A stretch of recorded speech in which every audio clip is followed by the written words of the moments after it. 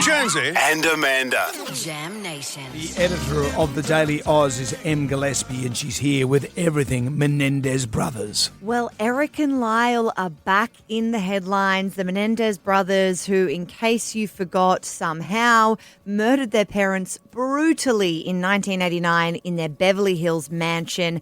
The case has been back in the media over the last year because there was a Netflix show called Monsters that came out last year, a dramatization of the events, but really kind of brought the story of these brothers to a whole new generation. And since then, there's been this big legal push to get them out of jail.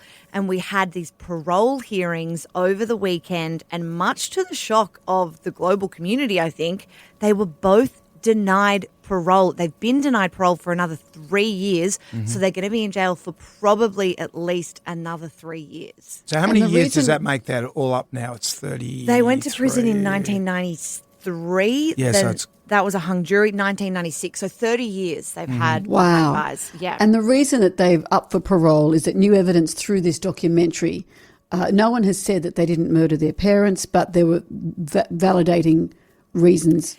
That's what came up in the documentary. So there was some new evidence, like some letters that emerged alleging abuse by the parents towards other people, because there was always this concern that the boys had lied about physical abuse, particularly by the father. Then other people came forward and said they had been abused, and that kind of strengthened the self-defense argument. But we've also heard a lot over the last year that, you know, Eric and Lyle have really rehabilitated themselves in prison, that they've been these upstanding kind of members of the community, that they've been involved in outreach mental health programs, and that they're real leaders within prison. But we heard through these parole hearings a bit of a different story that maybe doesn't paint them in such a positive light over the last 30 years. Eric Menendez in particular was refused parole because of frequent rule violations, including drug use and physical altercations. He's openly admitted to using heroin since being incarcerated.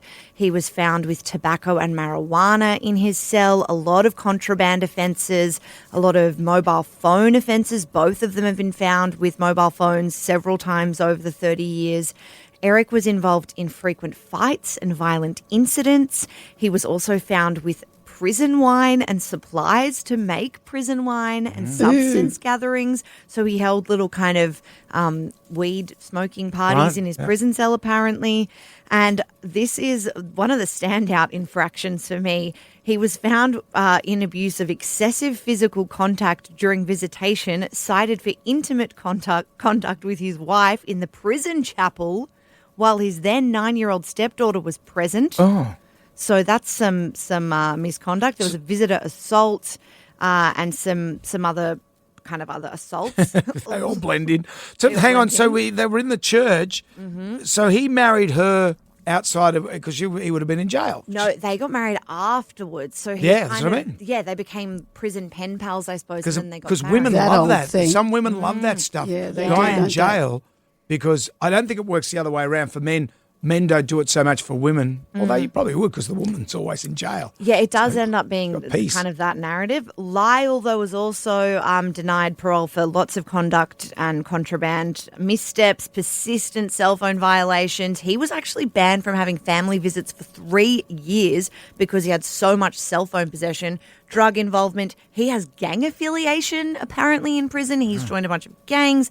So there's all these kind of pictures that have been painted in these hearings of kind of these men who really haven't rehabilitated themselves during prison, that have been naughty boys, which goes against the image that their lawyers have been portraying, which is, you know, that they're fully reformed and that it's time for them to be released. They're both in their 50s now, and they've been in prison since their early 20s. They were 18 and 21 when their parents were murdered. But yeah, there's this sort of all this abuse of authority that's come to light. Their lawyer, meanwhile, will shock you to know that he has denounced the hearings as rigged. He said that the Department of Justice and the Attorney General's office have rigged all of this as a big media show, and that they haven't fully taken in the evidence of their rehabilitation. So the strategy is to kind of discredit the hearings. There's still the chance that they'll be released on a clemency appeal by Californian Governor Gavin Newsom. He could override the decision, but that looks extremely unlikely now that we have all this evidence of their behaviour over the last 30 years.